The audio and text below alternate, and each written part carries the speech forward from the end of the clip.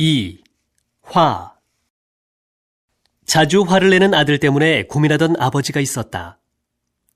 그는 아들에게 나무판 하나와 못이 든 주머니를 주면서 화가 날 때마다 나무판에 못을 박으라고 했다. 아들은 첫날 못을 30개 박았다. 그러나 다음 날은 못을 27개, 그 다음 날은 24개, 못의 수는 점차 줄어들었다. 아들은 못 박는 것이 너무 힘들어 그냥 화를 참는 것이 낫겠다고 생각했다. 점점 함부로 화를 내는 버릇이 사라졌다. 어느 날 아버지에게 이제 못을 그만 박겠다고 말했다. 이 말을 듣고 이번에는 화를 잘 참았을 때마다 못을 하나씩 뽑으라고 했다. 나무판의 못을 모두 뽑은 날, 아버지는 아들을 보고 말했다. 잘했다. 그런데 나무판에 있는 못자국이 보이니? 내가 화나서 한 말들이 이 자국처럼 누군가에게 아픔을 남기기도 한단다. 그러니까 화를 낼 때 한 번 더 생각해 보아라. 그리고 말로 다른 사람을 아프게 하는 일이 없도록 해라.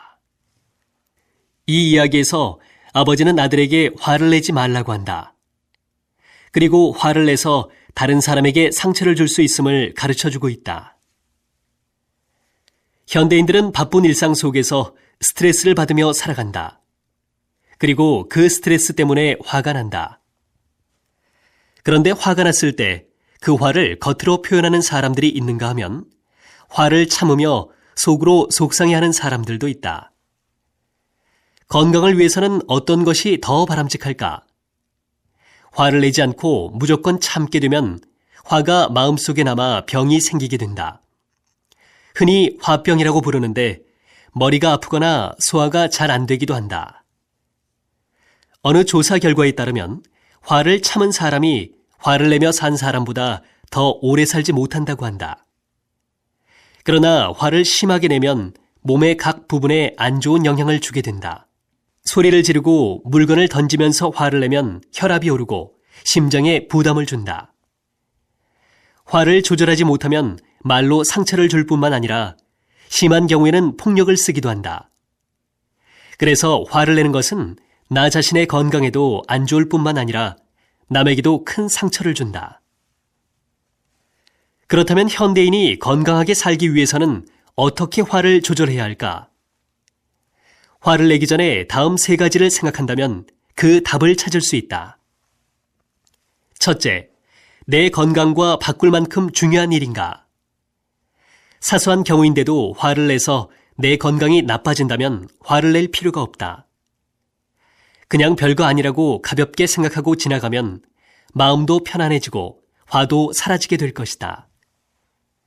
그러나 화를 내야 하는 상황에도 화를 내지 않고 꾹 참으면 스트레스가 쌓여서 오히려 정신 건강에 좋지 않다. 두 번째는 옳은 화인가? 즉, 화를 내는 것이 옳은가 하고 한 번쯤 생각해 본 뒤에 화를 내면 화가 난다고 해서 무조건 화를 내고 후회하는 일은 생기지 않을 것이다. 한국 속담에 방귀 낀 놈이 화를 낸다는 말이 있다. 이 말은 자기가 잘못을 하고도 화를 내는 경우를 말한다. 세 번째는 과연 화를 내는 것이 문제 해결에 효과적인가? 화를 내서 문제가 해결될 수 있으면 화를 내도 좋지만 화를 내도 문제 해결에 전혀 도움이 되지 않는다면 꼭 화를 낼 필요는 없다. 운동 경기가 끝난 후에 졌다고 물건을 던지거나 소리를 지르며 화를 내는 행동을 흔히 볼 수 있다. 그러나 화를 내도 경기의 결과는 바꿀 수가 없다. 스트레스가 많은 현대인들에게 화는 늘 가까이에 있다. 언제 화를 내고 언제 화를 참아야 하는지를 잘 생각해서 화를 조절할 수 있다면 현대인들은 건강하게 살 수 있을 것이다.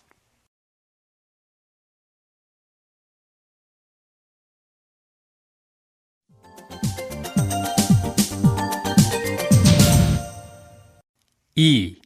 화. 자주 화를 내는 아들 때문에 고민하던 아버지가 있었다.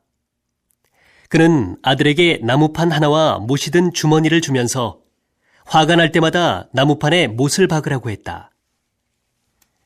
아들은 첫날 못을 30개 박았다. 그러나 다음 날은 못을 27개, 그 다음 날은 24개, 못의 수는 점차 줄어들었다. 아들은 못 박는 것이 너무 힘들어 그냥 화를 참는 것이 낫겠다고 생각했다. 점점 함부로 화를 내는 버릇이 사라졌다. 어느 날 아버지에게 이제 못을 그만 박겠다고 말했다.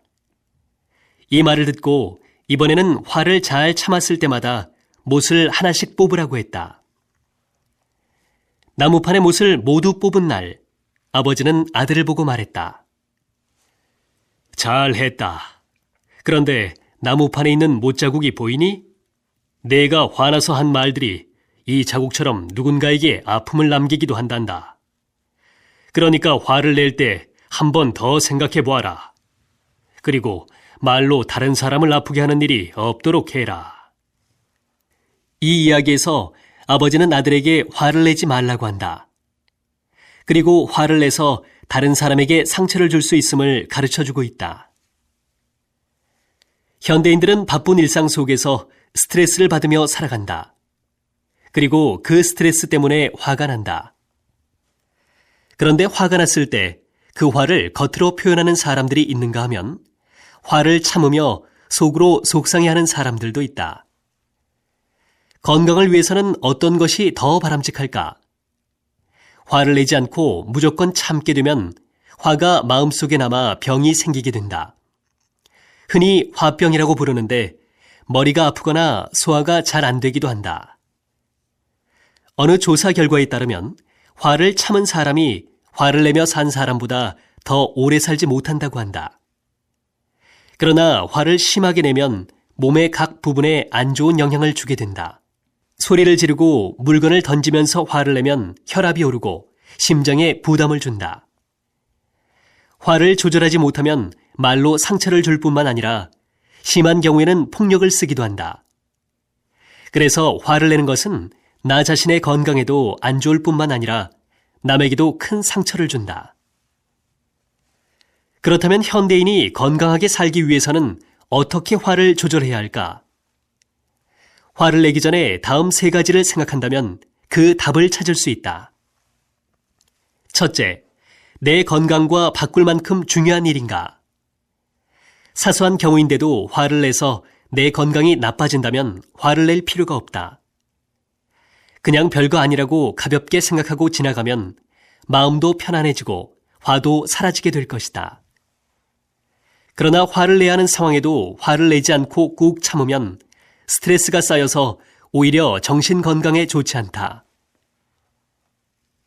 두 번째는 옳은 화인가? 즉, 화를 내는 것이 옳은가 하고 한 번쯤 생각해 본 뒤에 화를 내면 화가 난다고 해서 무조건 화를 내고 후회하는 일은 생기지 않을 것이다. 한국 속담에 방귀 낀 놈이 화를 낸다는 말이 있다. 이 말은 자기가 잘못을 하고도 화를 내는 경우를 말한다. 세 번째는 과연 화를 내는 것이 문제 해결에 효과적인가? 화를 내서 문제가 해결될 수 있으면 화를 내도 좋지만 화를 내도 문제 해결에 전혀 도움이 되지 않는다면 꼭 화를 낼 필요는 없다. 운동 경기가 끝난 후에 졌다고 물건을 던지거나 소리를 지르며 화를 내는 행동을 흔히 볼 수 있다. 그러나 화를 내도 경기의 결과는 바꿀 수가 없다. 스트레스가 많은 현대인들에게 화는 늘 가까이에 있다. 언제 화를 내고 언제 화를 참아야 하는지를 잘 생각해서 화를 조절할 수 있다면 현대인들은 건강하게 살 수 있을 것이다.